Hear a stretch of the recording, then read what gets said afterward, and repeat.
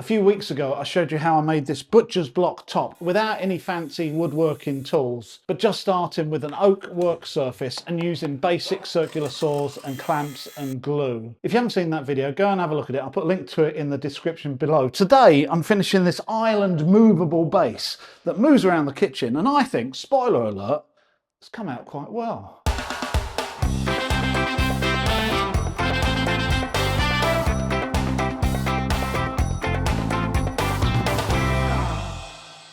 So to make this base, I'm starting with 100 quid's worth of planed timber. This is what £100 worth of plain timber looks like in the UK these days. I've got various different sizes and lengths. Firstly, I've got some chunky timber here that's actually 3x3, but planed down is 70x70. That's for the legs.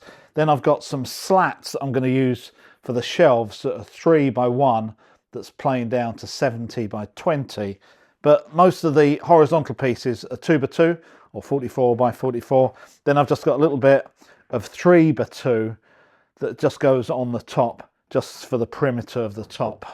Now, obviously, the first thing I need to do is to cut this lot to the right length. And I already worked out the size of it, so I can put my butcher's block top, which I've already made, and slot it on the top. So I know all the sizes of all the elements.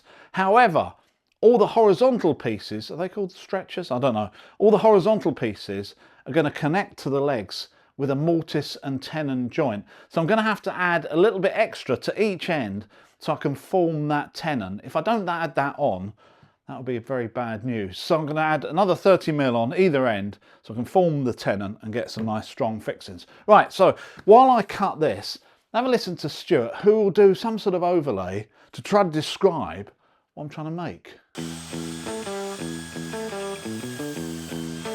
So starting with the butcher's block top, which I've already built, that's a little bit rough, but not nearly as rough as in this sketch. I'm going to have 4 main legs made out of that 3x3, one on each corner. And holding those together, both top and bottom, are these 2x2 horizontal pieces with a tenon and mortise joint at each connection.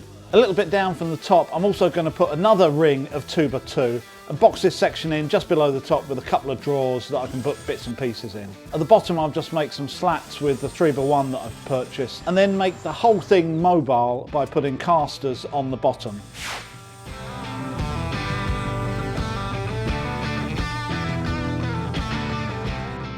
And I've taken the opportunity to give a first coat of knotting on all the knots I can see on the timber. This is just the first coat out of many, because eventually this is just going to be primed and painted.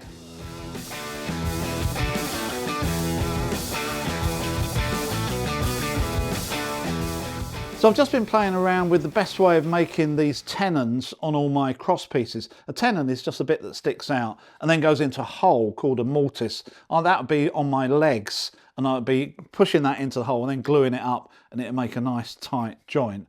And I've got 24 of these to make, so I don't really want to do it by hand, else I'll be here all week. You can cut them by hand and chisel and all of that.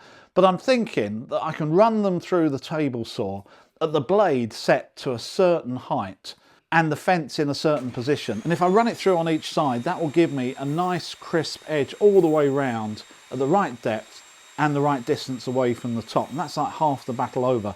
The rest I can take off with a bandsaw if I set the fence up in the right position and take off all the 4 sides. You'll notice on this one I've also taken off the corners. That's just to make it easier to get into the mortise.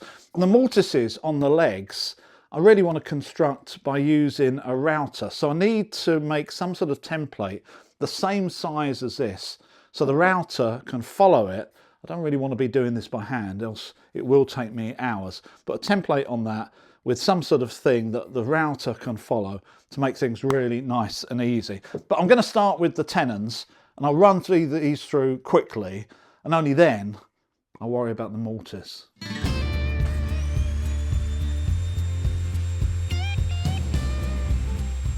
There's something quite satisfying about setting up a power tool to make repeat cuts in exactly the right place, and it makes things go a lot quicker than if you're doing anything by hand.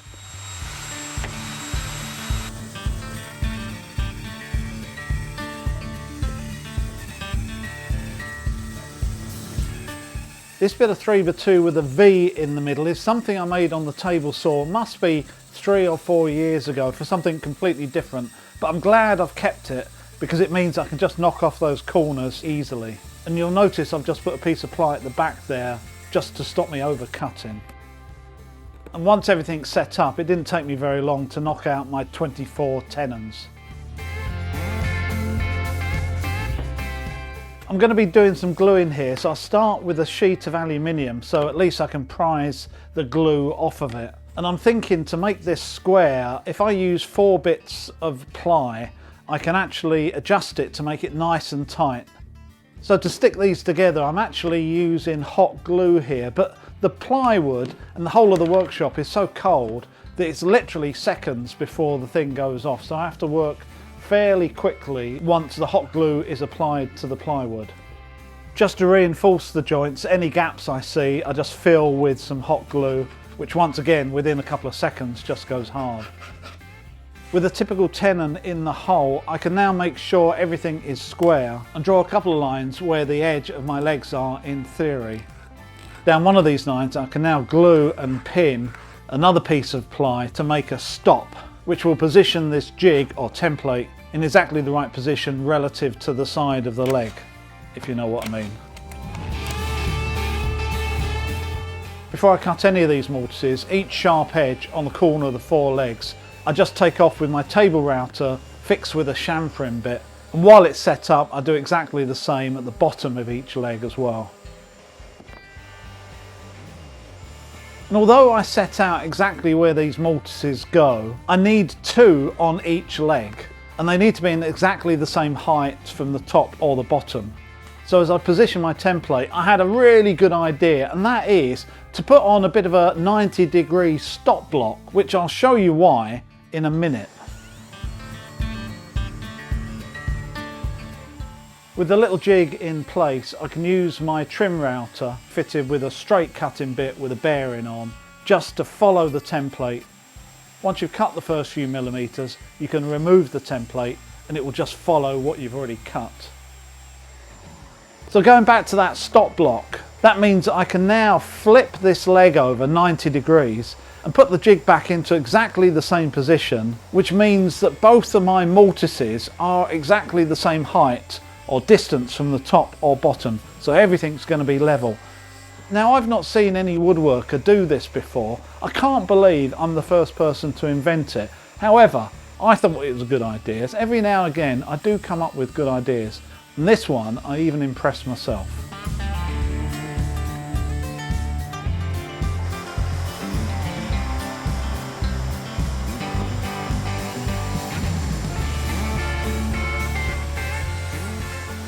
So I've finished cutting all my mortises, but you can see the template is pretty chewed up, where sometimes I hit it with the router cutter either when it was going in or going out. And because the router absolutely follows the template to the millimeter, they've ended up at some sort of squarish cartoon shape, which is fine as long as they're not overcut too much that you can see them from the outside, or overcut too much that the tenon is rattling around in the hole and you can't get a good glue up, which they're not, so I'm sure everything will be fine. So now I've cut everything, I can start gluing things up. It's a really good feeling when things go together as you had planned, and a lot of that just comes down to being really careful with your measurements and your accuracy, and just to try to make everything as uniform and as perfect as you can. It definitely helps the end result. During all of my planning, here I was just going to use standard wood glue.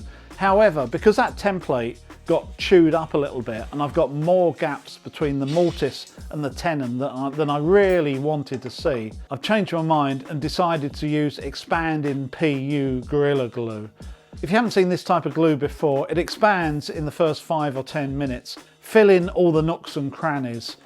So if you have got mortise and tenons that aren't absolutely perfect, it will fill all those gaps and make a really tight bond. The only thing you have to be careful of is as it expands, it can actually push joints apart. So you do need to make sure that everything's clamped up to keep it together and in exactly the place you want it for the first 10 or 15 minutes, and then after that it's fine.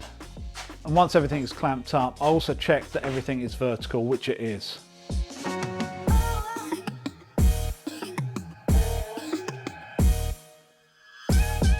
On these horizontal pieces, I've just glued and pinned some small battens, which will now accept some plywood just to box in my drawer section.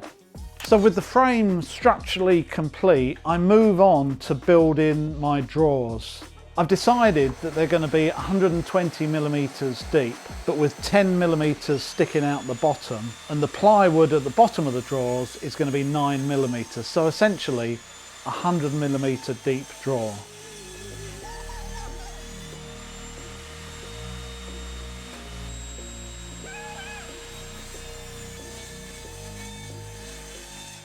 To hold the 9 millimeter plywood that's going to make the bottom of the drawer, I use my table mounted router to cut a rebate in the ply using a 9.5 millimeter cutter, which gives a perfect width of rebate to accept the 9 millimeter sheet of ply.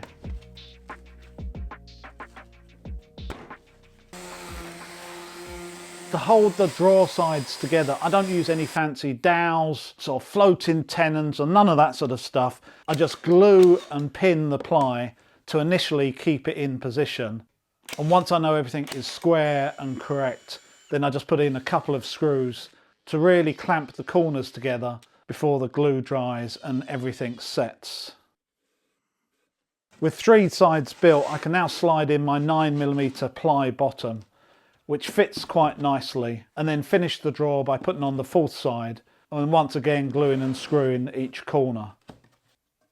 So that's the carcass of the drawers just about complete. But to fix the drawers into my cabinet, I'm going to be using these full extension soft close drawer runners. Now these aren't the sort of things that you're going to find in your local DIY shop. You're really going to buy these online. I bought mine at Amazon. I'll stick an Amazon link in the description below if you want to have a look at the cost and the relative sizes. These are full extension, which means once they open you can actually see the back of the drawer, which is quite nice. And they're soft close because there's a little piston in there that you put a little bit of energy in when you first open it, which means when you close it, that last inch or two closes nice and softly. They're really quite nice. Now these sit underneath the drawer, obviously one on either side, and they come in 2 parts. There's the bit that you connect to your cabinet, and there's a bit that you fix underneath your drawer, and that sort of clips in, and it's quite a nice little mechanism this. It's got some adjustment in and out, left and right, and up and down, and if you press this little lever here, then the whole drawer comes out, which is a nice little touch. Now I'm not going to describe in this video how to fix these properly because it really needs a video in itself, and I don't have to do that because my mate Peter from 10 Minute Workshop has already made a video all about these. You can see it up here and I'll put a link in the description below. So if you're going to use these, I'd highly recommend having a look at Peter's video, because although this has got adjustment in it, it's only a couple of millimeters, which means the carcass of your drawers do have to be fairly accurate to make the whole thing work. Once the whole thing does work, they work very well. So I'm just hoping that I've made mine accurate enough for it to work.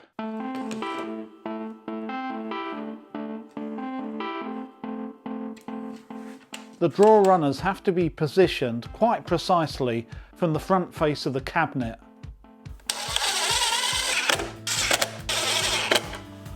Moment of truth.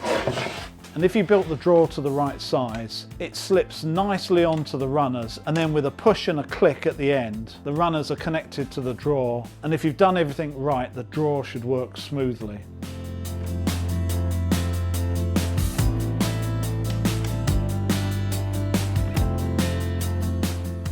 Well, hey! You'll notice here that I'm cheating a little bit. I've essentially built a square drawer, but then I'm going to have an extra front, which means that that can be positioned and angled slightly different to the rest of the drawer.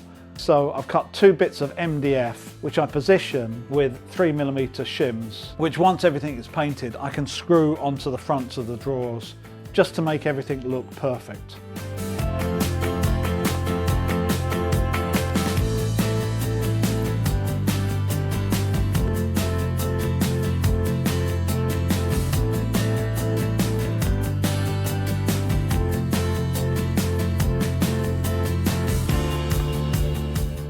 And after another 1 or 2 rounds of applying knotting, I give the main cabinet 2 good coats of primer all the way around with a little bit of a rub down between each.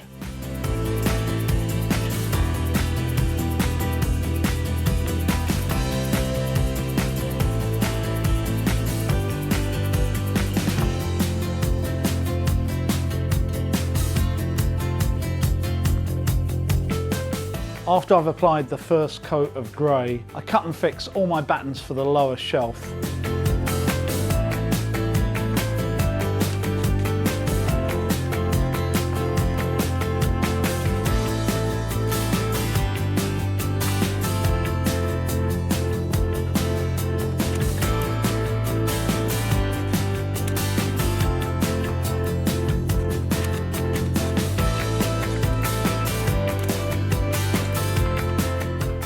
So with all the painting complete, I can fix the drawer fronts onto the drawers permanently together with the handles, and the top just lips over the whole frame, and I've just secured it with a couple of brackets underneath, which means it's never going to move. And I really like this sort of combination between traditional and modern. And the aim at the beginning of this project was to build a butcher's block island as close as I could get to an original butcher's block, the sort of thing that my dad used to work at every day of the week. And I think I've sort of succeeded. And I've ended up with something that, although it's traditional, I think fits in well with this very modern kitchen. So I'm really pleased with the way that came out. And I think my dad would agree with me. I hope you enjoyed this video. I will see you next time.